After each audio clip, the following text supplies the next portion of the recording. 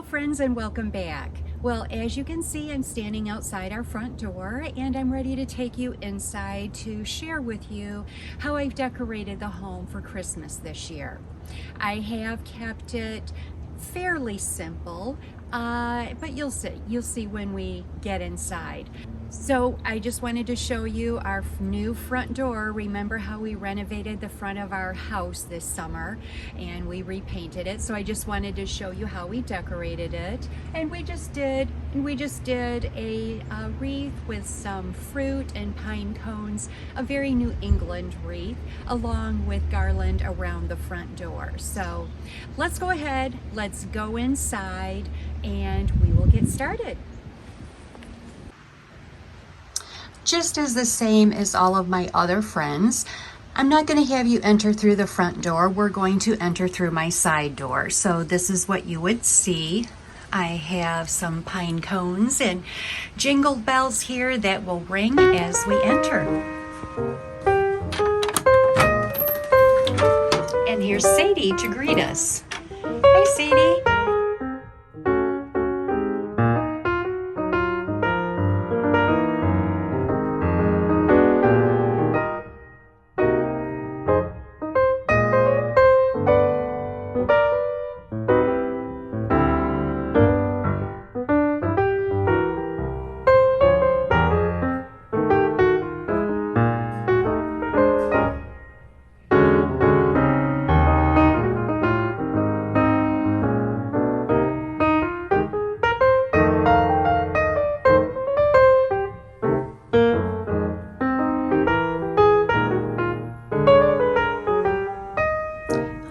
Let's go ahead and come on into the kitchen here.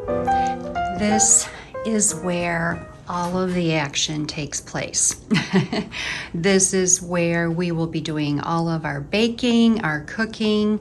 As you saw in last week's video, I was crafting here, playing games. It's a great size, and you know, people can be sitting here visiting or playing a game while the others are cooking and baking. So it's a great gathering place, and it won't always look this clean once everyone arrives, but I chose to do a bit of a Nordic theme this year, and I'm loving it. Obviously, it's so much cuter at night with all of the lights on. I have a little vignette here. And I will take you around and I will show you more things up close because it is a sunny day here today, and it's obviously so much cozier at night.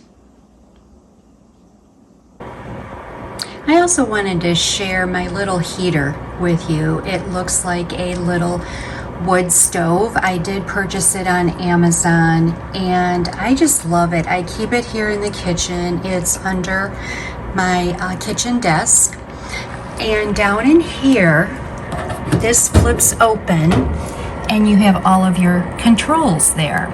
So they're all hidden, and I'm telling you, it really throws out the heat. I just love it, and I will link it below if I can find it for you.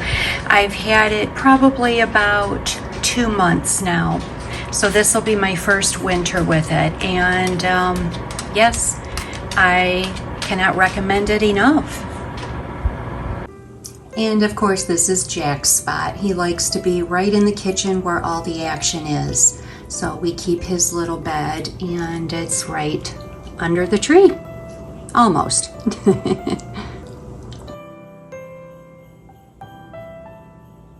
Oh, he's being camera shy right now. That, or he's trying to keep his nose warm. My inspiration for our kitchen tree this year started with this little one. This is what my daughters have named Sleeping Baby. Now, I purchased Sleeping Baby many years ago at a yard sale. I believe it's a little Waldorf doll, and every year he or she has a special place in our house. It may be on a shelf, it's wherever the girls decided to put him or her. So she's very precious to us. And I had pulled it out of the box and I had just put up our kitchen tree and I decided to put the baby at the top. So that made me think, you know what? I think I'm gonna do a little bit of a Nordic theme this year on my kitchen tree. This is an artificial tree I purchased last year on Facebook Marketplace, and I have a lot of these ornaments. I did have, you know, a lot of the knit and felted items. I did purchase some new items this year, and that is these copper items. Now I have pots and pans that I purchased. I have this adorable little copper teapot, and I just love them. Now I purchased them on Etsy, and I didn't realize it at the time, but they are made and come from Italy.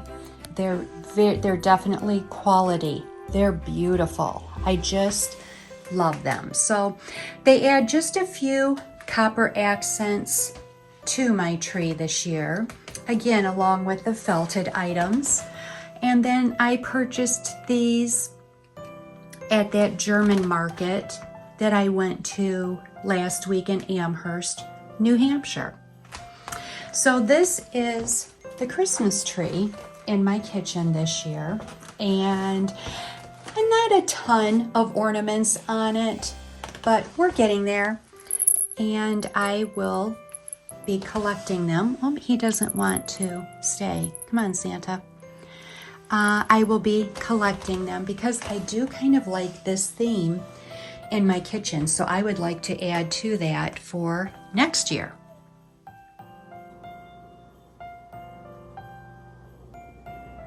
And then of course I have my mug shelf, and I do change those out seasonally.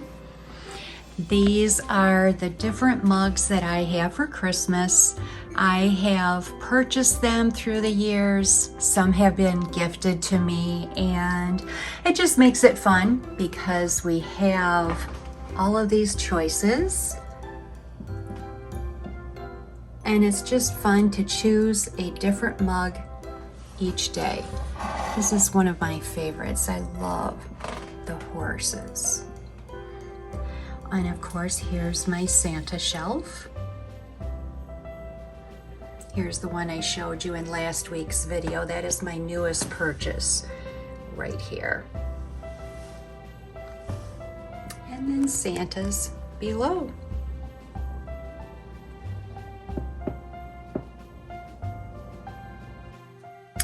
Every year our daughters have had a tradition of doing a gingerbread house together. Well, this year, unfortunately, we have 3 daughters living in 3 different states, so they decided to FaceTime, and they ordered the same kit and did them together via FaceTime. So this is the one that Emily did. As you can see, it's a hot cocoa stand, and so cute. She did a great job. Anyway, so that is this year's gingerbread house.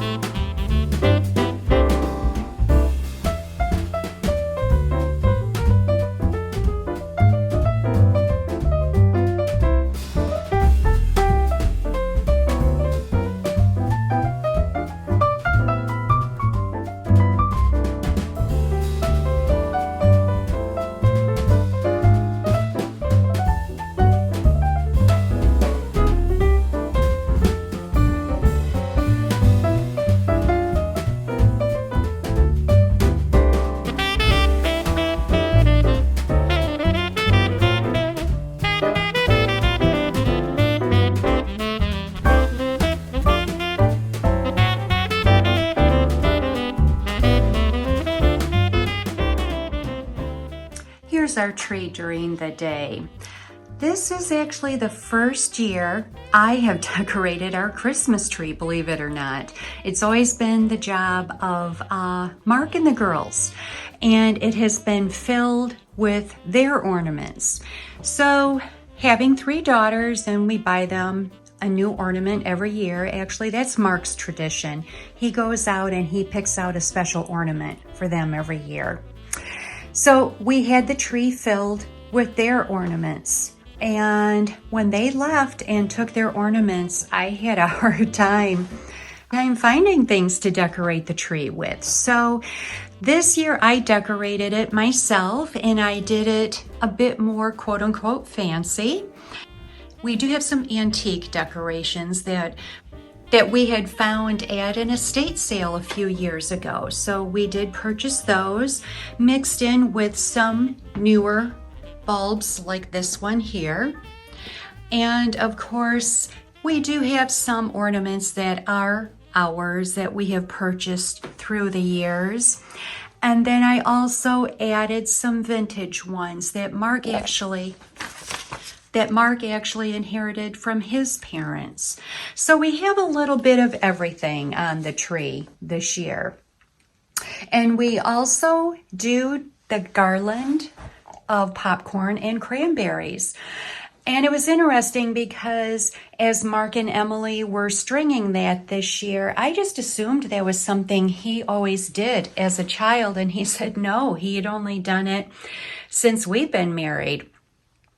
That was something we always did. So it made me curious as to where did that start, because I thought that was somewhat of an ethnic tradition. So when I looked it up, it actually said that in 1842, the American colonists in Williamsburg, they created their own ornaments and garlands out of items that they had on hand, which they had plenty of popcorn. So that is where it originated. So again, that was 1842. And then in the 20th century, thanks to the German Americans, they reintroduced that, and they were, immigrants to this country. They are the ones, according to what I was reading, that added the cranberries and dried fruits. So with Mark being of German descent, I'm surprised he hadn't done that before. But anyway, there's just a little bit of history on the cranberry popcorn garland. And then down here, I do have some Christmas crackers we will be opening. So that's our tree during the day, and I will show you it again in the evening. It's just so pretty.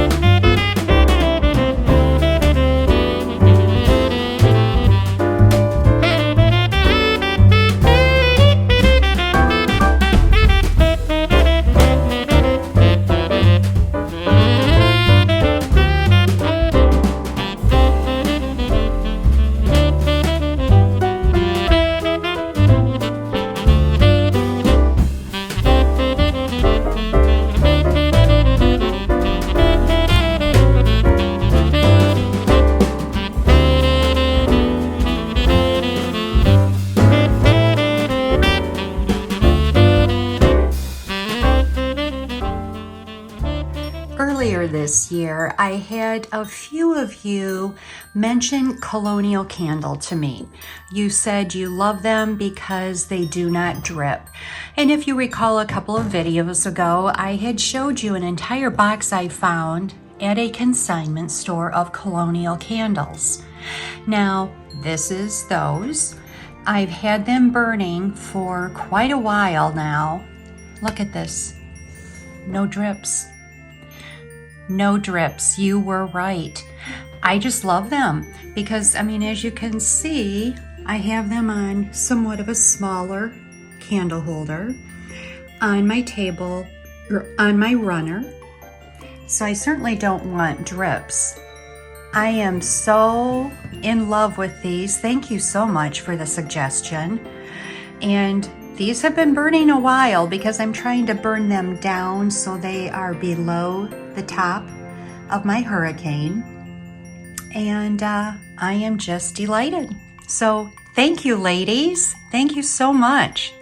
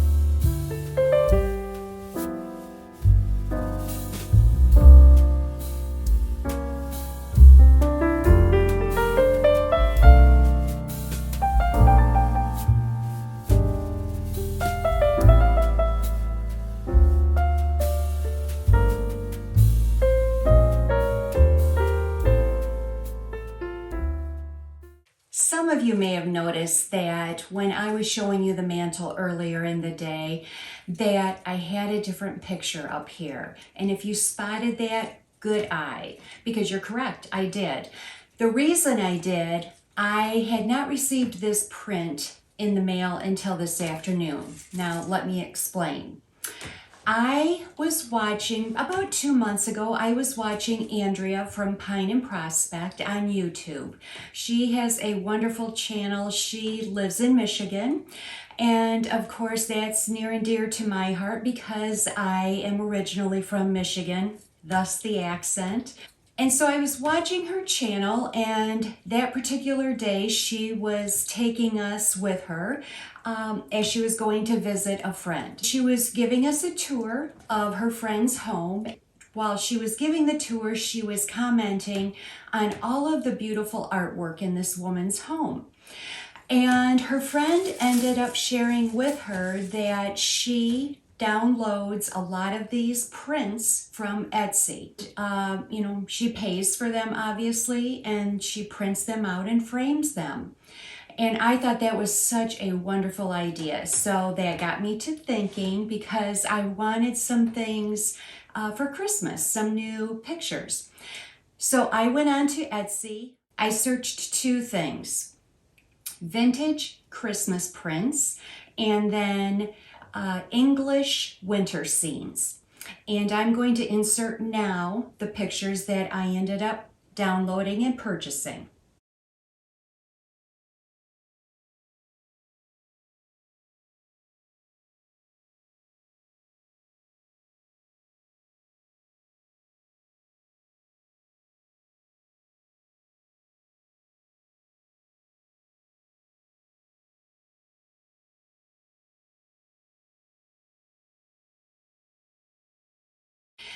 So what you do is once you find the print that you want, you download it. Obviously you pay for it, and it's minimal fees.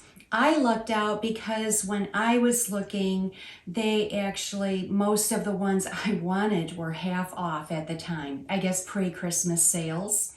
So I downloaded them, and then I ended up printing them off on a site called MPix, and I will link that down below. So I will tell you, I was very impressed with this MPix. I was impressed with the quality, and I received them in the mail within a matter of 3 or 4 days, so that was better yet. So all I did was print them out. The quality was wonderful, and I have a lot of frames that I have purchased at consignment stores or estate sales, as I'm sure many of you have. And I purchased them not knowing at the time what I'm going to use them for, but knowing that someday I will, especially if they're antique frames. And I'll show you some of them that I've purchased in the past.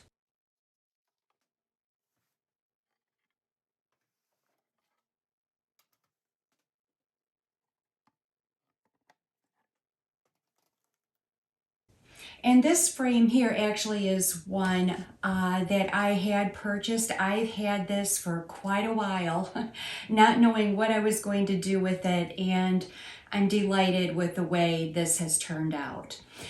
So I just thought this was worth sharing, because if I didn't know about this fun little trick, maybe you didn't either. So thank you so much to Andrea. You have no idea who I am or that you helped me, but I do appreciate it because I'm excited I have a new toy to play with.